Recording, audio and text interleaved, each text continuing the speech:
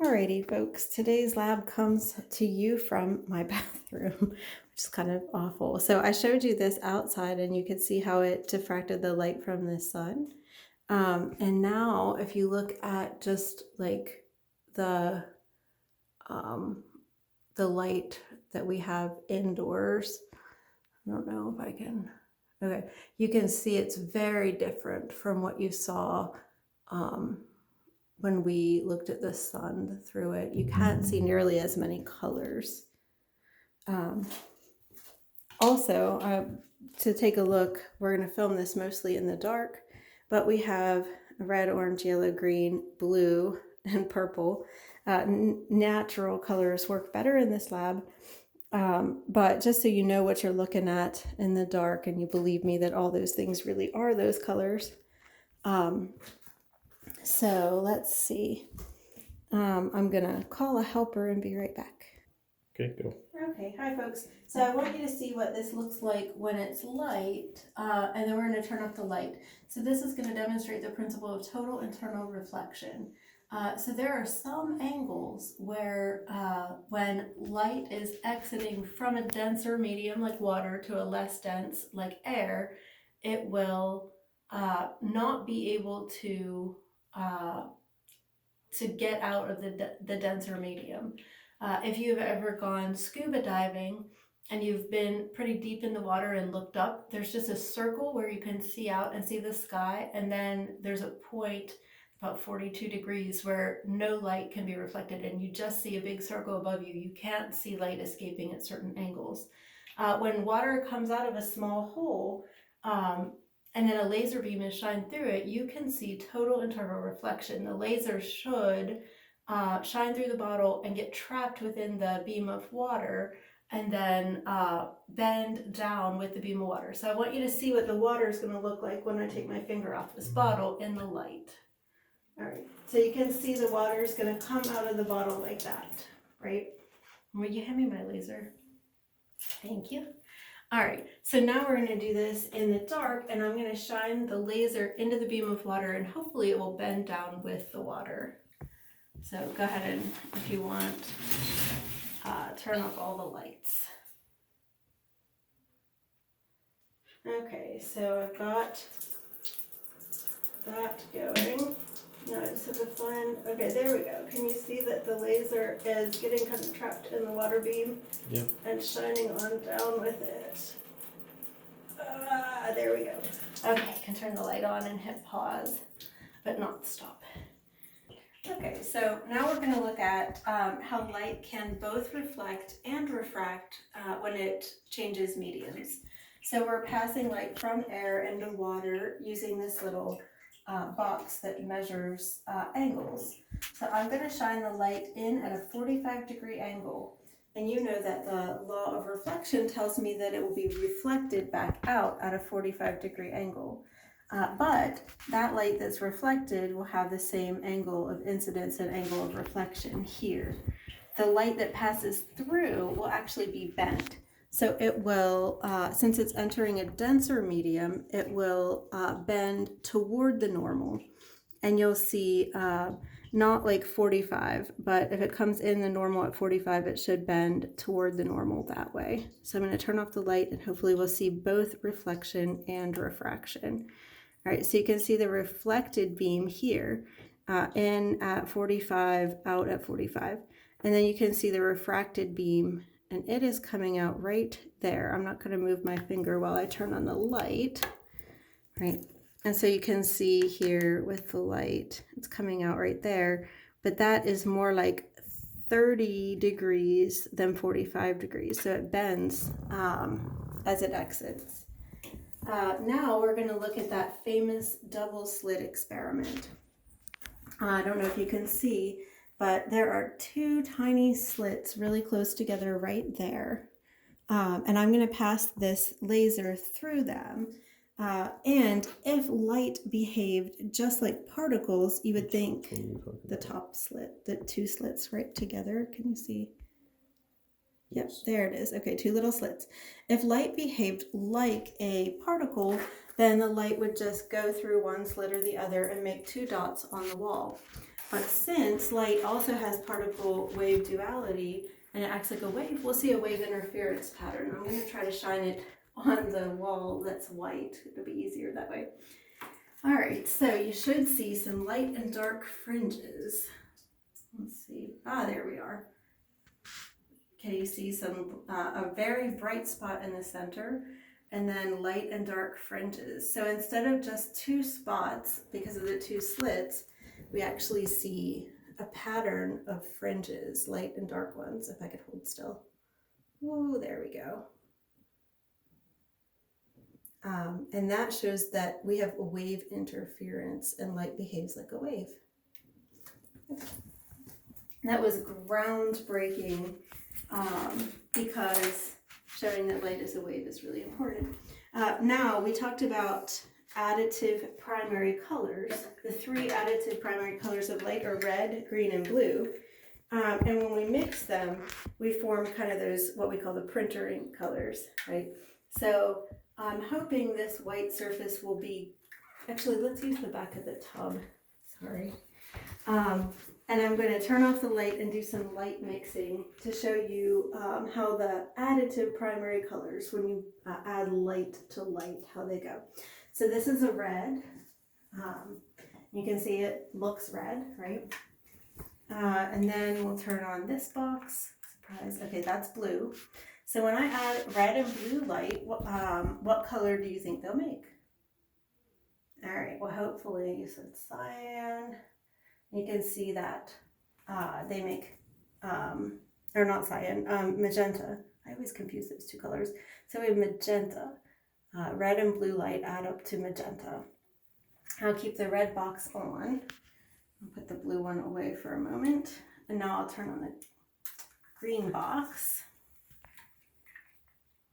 All right, when I add red and green light, what color do you think they'll make? All right, red and green light will be added together and they form yellow. Kind of surprising, but red and green light form yellow when they're mixed. And then I'll put away my red. We can look at green and blue light together. What do you think I'll get when I add them? And hopefully you said cyan. You can see this kind of turquoisey blue color. And then when I add all three, remember that our eyes have only three types of cone and they receive the additive primary colors, green, blue, and red. And so when we have all three of those colors, you can see in the very center, it should look white, although the background isn't perfectly white. So you can see red and green make yellow, blue and green make cyan, red and blue make magenta, and the very center is white light because our three types of cones perceive those three colors as white. You can also see awesome cool shadows, which would be very fun if we were in person. I want to see what those look like on this wall. No, it's not much whiter. All right, so now you all saw the fruit that I have lined up, and we're going to think about how light is reflected now, kind of those subtracted primary colors. So I'll start with my red light box. You know I have a tomato first, so when I shine red light on a tomato, then tomatoes reflect only red light, so the tomato should look red. And indeed it does. When I shine red light on my orange, orange reflects red and yellow.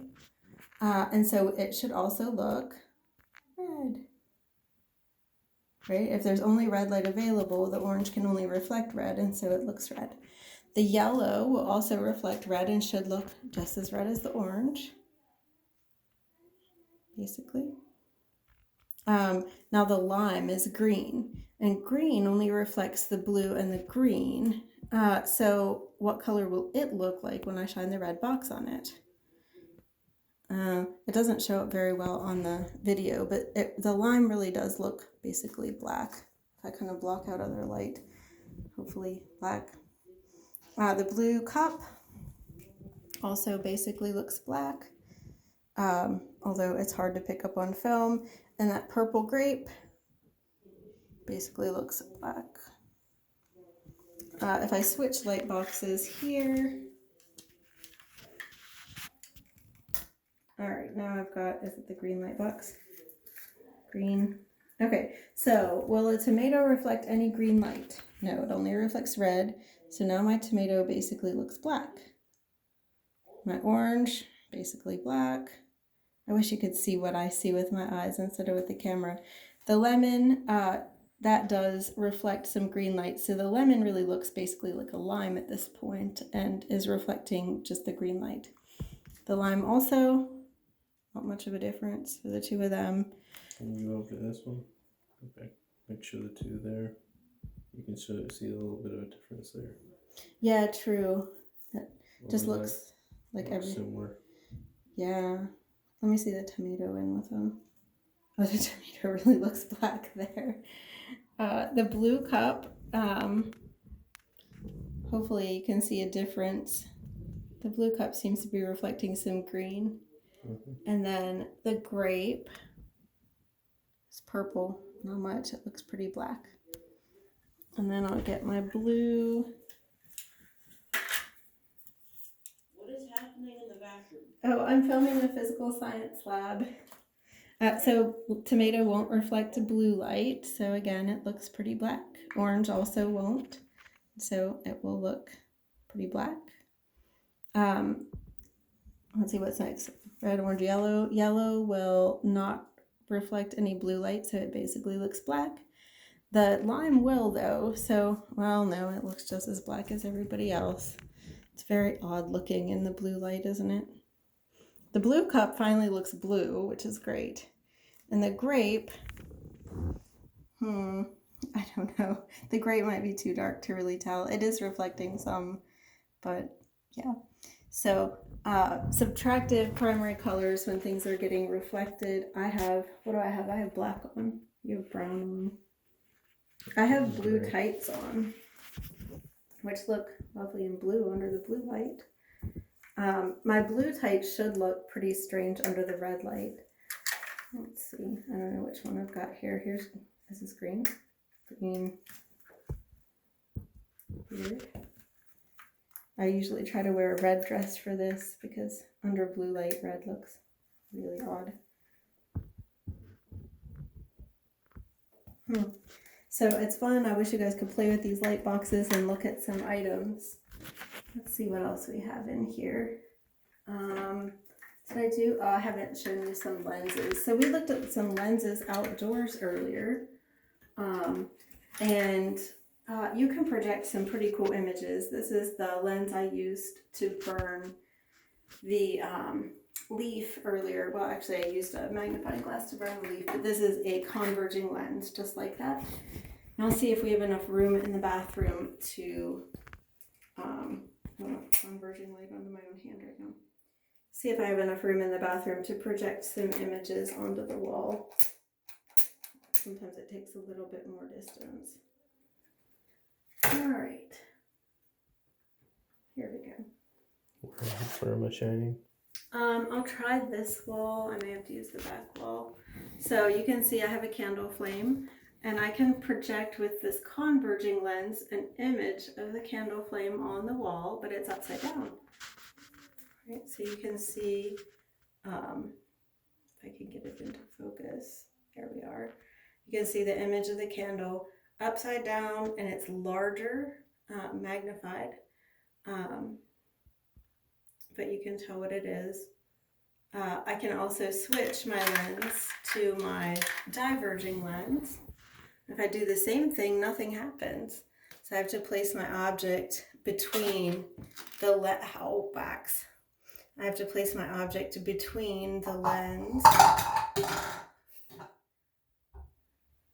and now can you see a very large image that is upside down of the candle flame on the wall? I can't quite get it into focus, but hopefully you can see a very large projected image from my diverging lens, also upside down.